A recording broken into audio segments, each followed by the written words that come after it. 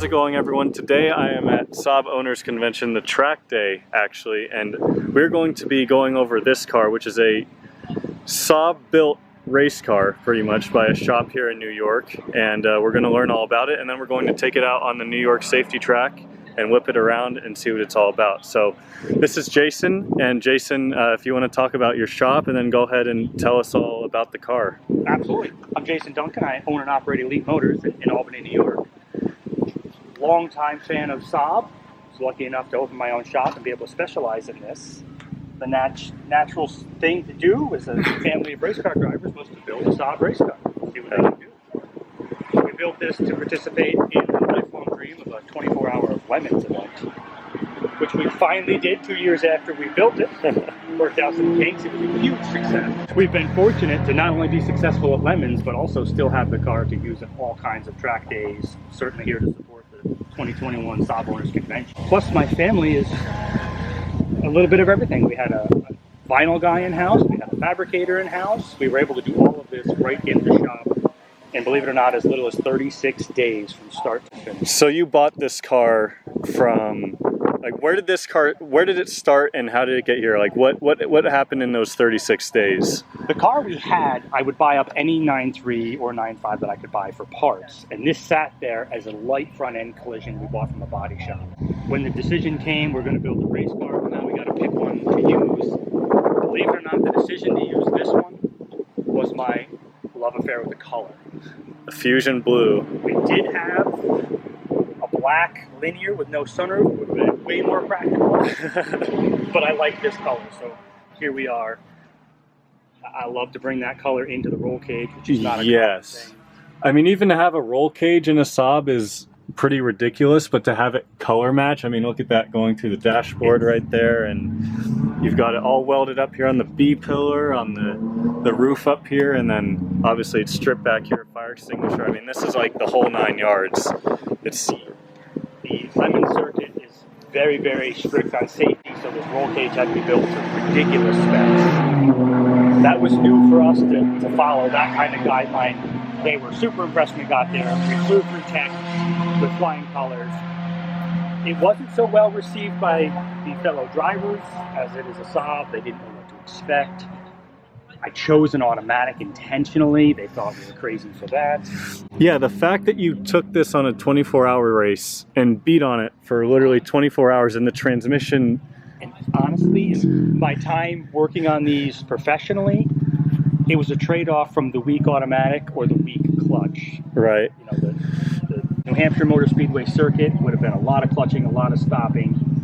That kind of thing we couldn't fix on site. And once that race starts, you can't stop. So we put gigantic transmission coolers and rolled the dice with the automatic. Plus, let's not forget 24 hours of driving straight. Yeah. Who wants to shift that long half the time we were asleep? So you got all the glasses gone, obviously. I mean, a bunch of weight reduction just to, you know, make this as much of a race car as possible. The headliner, everything, the antennas pulled straight out of here, you know. Absolutely. So what have you done, I guess, mechanically to this car? Mechanically, the motor is completely stock. I've literally never seen the inside of it. Never touched the valve cover. It is a Blue City Blue Stage 3 tune, just a production tune. So off-the-shelf tune for this car. Nothing special. Corona Performance turbo back, catless. Every other upgrade was to the brakes, the Turbo X brakes. Right, Turbo X front brakes in here, which barely fit under these 17s. And you're running Toyo proxies on here, which are... We prefer to run Toyo proxies because today there's no rules. Lemons would not allow this. The best tire we could get that would qualify for Lemons was a BF Goodrich rival. Okay. Which was fine. Right. Everything else is safety oriented. We did lose the fog lights and went with functional brake duct cooling. That was huge. This is one of my favorite features of it right here is the fog lights are removed and there's venting that goes to the brakes to help cool them, because you don't want your brakes to get too hot when you're, you know, whipping around the track crazy like that. And the other was this rather custom ram air to the stock airbox. Just super cool. And then obviously this headlight is not a headlight anymore. It's just kind of the lens. So it still gives it, in a way, that stock look almost. But I was the black sheep in this build. because my attention to detail, the dashboard, I had to have the stock headlights. In the Lemon circuit, there was a lot of duct tape. The headlights would just be ripped out. It did cause us a little problem because it was hard to convince them that this was in fact an inexpensive car, you know, that I did in fact pay $500 for it because it was aesthetically beautiful. We got through tech without a problem. We were able to start the race and perform well. Impossible to leave alone that this brings attention to the Saab Museum, which means that my business was fantastic. Yeah, but it Elite tied Motors. in my brother's business, my father's business. You know, wouldn't have anything if, you know, we didn't all grow up. My father's a third generation repair shop. This is a great way to showcase that, bring anyone on board. I got to build it with my friends and family, which is just a great experience. And it just looks so badass. And here we are, eat, sleep, and breathe Saab. This is just a nice addition to any event. I love bringing it out. Right. It was great today. I'm sure all day tomorrow and Saturday there's going to be a crowd around it looking at it and seeing what's up. So absolutely, it just always brings questions because no one's seen anything like it. It's performed, like it's track tested. We don't have to talk about what it could do. We can talk about what it has done. Yeah, which is amazing. To say that a car like this has run a 24-hour race and successfully finished it is just incredible. That alone, people consider that a win. Yeah. As newbies, it was our first race. We took a lot of abuse there because they were telling us, you know, this car's never going to make it. Saabs are junk. You're not going to be good enough to do this. Just try to stay out of everyone's way. And it was clear in the first few laps that we weren't going to be in anyone's way. So you started out of how many cars and where did you finish? I started 91st.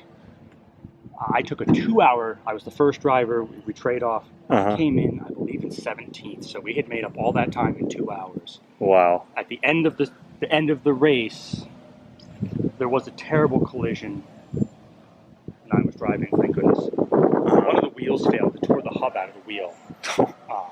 We had tried to use Chevy Malibu wheels. I don't recommend it, they're not very strong. It slid off the speedway and actually tore the oil pan off. Oh, wow. We were doing extremely well at that point. Attrition had taken half the field out. Rather than give up, we had scraps of oil dry mats, 2 tubes of silicone, some steel plating and ratchet straps. We literally fashioned an oil pan out of garbage, filled it back up with oil and finished the race. I believe we came off the track in 19th place overall, even with that failure. That's incredible. And it is so difficult to get people to believe that this is a bone stock engine that I have never touched. You popped the hood, and outside of this right here, which you said is for the safety, like, you know, whatever they require. I mean, it looks bone stock. I mean, you got a couple silicone hoses, you got this ram air intake, but besides that, it's completely stock. And it's a different. You could have had more power, you could have done this, but the idea to survive a 24-hour race, reliability was key. And at the end of the day, that's a pretty reliable engine if you leave it alone. Right. All right, well, I think it's time to take it out on the track and have some fun with it. Absolutely. See how it does. That's what we built it for.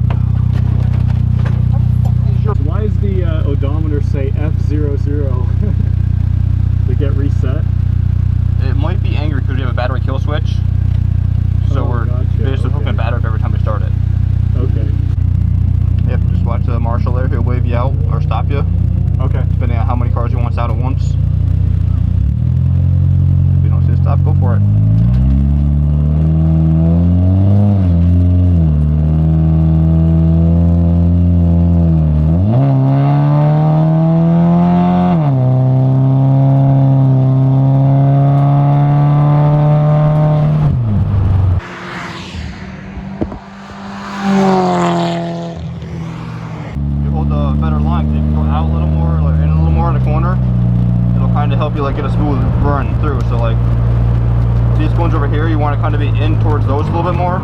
Okay. And then like kind of fade out a little bit. And then you come back in again towards the next ones. Right, this one right here? Yep. Okay. This one comes up quick. Then like over here, you want to be close to this one. Okay. Once you get a lot of seat time, you'll be able to just like connect the dots and make a nice smooth corner, smooth lap around.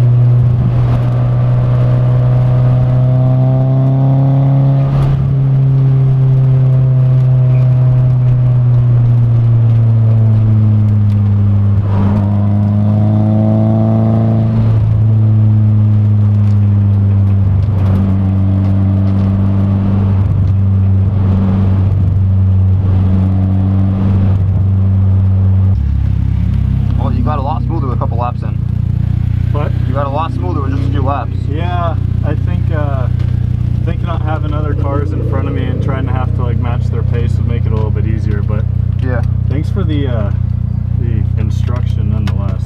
Seriously, helps a lot. They're putting some Toyo Proxys tires. These are extremely soft, grippy tires on the car now. The ones that were just on it when we went around were BF Goodrich's, which are still extremely good tires. But these are next level. I mean, just look at these.